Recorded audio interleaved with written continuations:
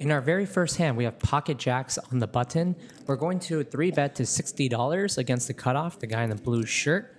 But that's not our least of our worries because we get the bad news. Cold 4-bet from the small blind to $160. He has just under 800 starting, so we're kind of deep. And now I'm thinking, it's not good. If you look at a GTO solver, it's about 4%, 4-bet, cold. He has king, queen, ace-5, and ace-4 suited as his bluffs, really, and everything else is just mostly value. This is our response, 65% full, 21% call, and occasional rips. Now, if you look at pocket jacks specifically, you can see a lot of green here. Jacks and queens are always calling, but jacks has about a 20% fold frequency. If he bets more, you fold more often. He bets a little bit smaller. You can't go too much smaller. You call more often. I think what this means is, in actuality, this means you can be indifferent towards a cold 4 and you can just fold pocket jacks, and I think you can never go wrong doing that. However, I'm in position and I like to play. This guy has about a 50% checking range here on queen 6-4, 2 hearts, 1 diamond. However, I do believe that people are always c-betting this at a way higher frequency than ever, probably 100% to be honest. And I think you can never go wrong with doing that because aggression wins you pots. He will end up c-betting for $160, which is just about half pot, bringing the pot to $500 now. And now we have to ask ourselves, well, what do we do with jacks here? We can't really fold on this board because the reasoning is he doesn't have pocket queens with this type of sizing. Because if he had pocket queens, he would assume that our kings would always 5-bet rip or at least re-raise. Our aces will occasionally flat, but those are the only 2 hands. So if he has pocket queens, he has no reason to go half pot. If you look here, ace king off is checking about 61%. And if you look at the overall ace king, certain varieties, are slam dunk checking versus the other varieties, which will have bets. But what you need to take away from that is ace king doesn't actually always auto bet on this texture. Now the turn is a 9 of diamonds and it's pretty brick, but it's not that brick because it does bring in backdoor diamonds. So if he had ace king of diamonds, he would definitely see bet the flop, and this would definitely be a turn for him to continue barreling with ace king of diamonds, which he does. He bets $200 into 660 now, leaving himself about $230. This is our response. 90% call of jacks against a small sizing, 85% folding against a big sizing. Now, these sims are based on 200 big blinds, and we're starting about $800. So what is that? 160 bigs? No, 180 bigs. Can't math right now. It's been a long day. But the point is, not exactly nailed it. So we can assume that it's somewhere in between 90% calling and 85% folding. Truth is somewhere there. But I believe in live poker, you can be unbalanced, be exploited, and you're totally going to be okay because even if you are taking a line that's totally exploitable once or twice, you probably will never play with this player again and he can never do it against you and he'll never realize that knowledge, which is totally fine. So what that means here is against population, I should probably fold. But I'm thinking to myself, pocket jacks is one of my strongest hands here. I'm not going to have much better other than pocket queens. I'm not going to have like pocket 9s ever. I'm not going to have pocket 10s realistically. Because like pocket 10s, I'm just probably folding against a cold 4, honestly. And if I have aces, that's my best hand. I would have queens. I would have aces. I mean, queens would be my better hand, but I would have aces as well. So you see here, pocket jacks could be 50% call against certain sizings. It's rough. What do you guys think? Would you guys just jam it here, call here? I jam, and I actually solver never has you jam pocket jacks. So the reason why I jammed pocket jacks here, I'll tell you later. He has pocket kings. I'm dead. Oh, I nailed it on the river. You see that dealer push it up and put my 3 jacks together? Sorry. I just 2-outered him for 1.5K. And he said, why did you jam? I'm like, well, I know why I jammed. I jammed because I think his ace king will shut down on the river. So I might as well get value and go with my read. On to the next hand. I got ace 4 suited diamonds in early position. I'm going to make it $15 to go. Guy to my left makes the call. LP makes the call. And then I get min raised by the blue guy again in the big blind to $35. He min raises 15, 15, 15 to 35. I'm not calling ace 4 here because that allows the other 2 people to come in. Then I'm playing a 4-way multi-way pot and a bloated pot with ace 4 diamonds. It's just hard to realize my equity. Pot will be too bloated. I won't get more than 2 streets. So what do? We 4-bet. I think that's the superior option to just calling.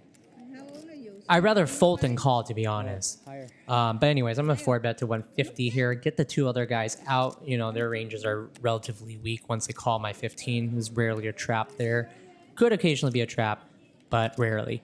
Now back to the blue guy who made it 35, and he's like, "Oh, I feel pretty stupid for making it 35, but now I feel disrespected, so I can't let this kid run over me."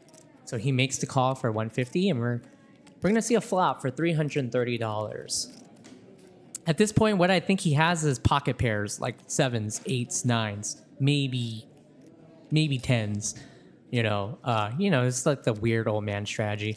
Flop is pretty good. He checks, and on ace 5-5, well, if he has pocket pair, like those 7s, 8s that want to build a pot, hit a set, win a lot of money, I'm definitely crushing here. And 2 5s means he can't really have quads. So essentially, I have the best hand ever. He obviously doesn't have ace king, right? So I'm gonna start with a small bet, 1/4 pot, 75 into like 330. I just want those pocket 7s, 8s to come along. I don't think those hands could ever get 3 streets, so I might as well just go small. And maybe one more small and get them, because if I go big, I don't think those hands can come along. So I'd rather go small, and maybe get an extra small. At least that's my strategy for now. I do think there's also a possibility he has something weird like ace-jack, ace-10 suited, and I could be value-owning myself. But not to worry, the turn is a queen of clubs. Now we don't have kicker problems anymore. This purely improves my hand, because I think if he had ace-queen, he wouldn't make it 35 out of position. Doesn't feel like that. Also doesn't feel like ace-king. Those type of hands would raise it up to like 80, 90 out of position and just, take it down or win a big pot. Heads up, something like that. They rarely go like min-click out of position. So I'm going to go small again, go 125, which is about 20% pot. And the reasoning is, well, as we said, we want to go small. Actually, because the turn now is a queen of clubs, I start thinking about it in hindsight. If he has a hand like ace-10, ace-9, ace-8, ace-7 suited, right? This essentially makes our hand chop now. But I actually have range advantage to basically bomb river. So if I think he has 7s and 8s and 9s, I can go really small in this river and make him call.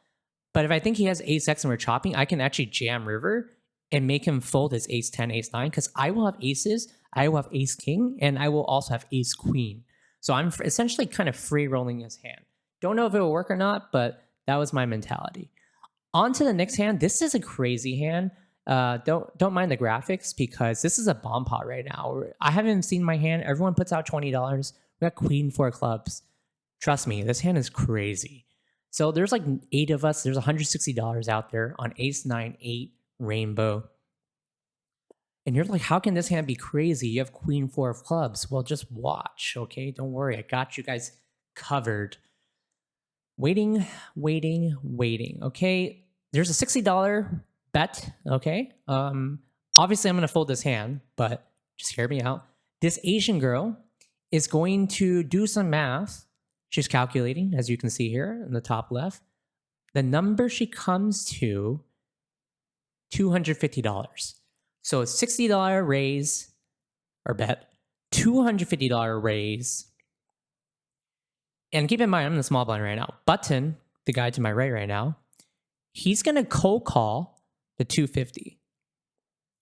He has about 1.3 thousand. Asian girl has about 1.4 thousand. And guy who made it 60 has about like 1.1 thousand. Keep those numbers in mind. So we're playing 200, 300 big blind deep, 2-5 poker. Guy to my left who made it 60 jams 1.1k. She's stretching now, and she does not look stressed at all. Look at her. Counting her fingers, counting. She's like, oh, you got 1,000, 1.1 thousand? Okay. Yeah, I guess I got to go all in too. She goes all in for 1.3 thousand. The guy, the button, snap calls. And these are their hands. Pocket 9s, ace queen off, 10-7 spades.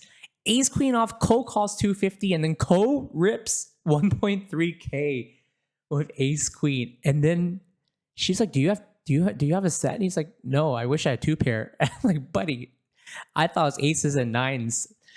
Oh, What a game. What a game. Poker is not dead. This is a like 4K 2.5 no limit bomb pot. This is why you play bomb pots, because people have no clue what they're doing.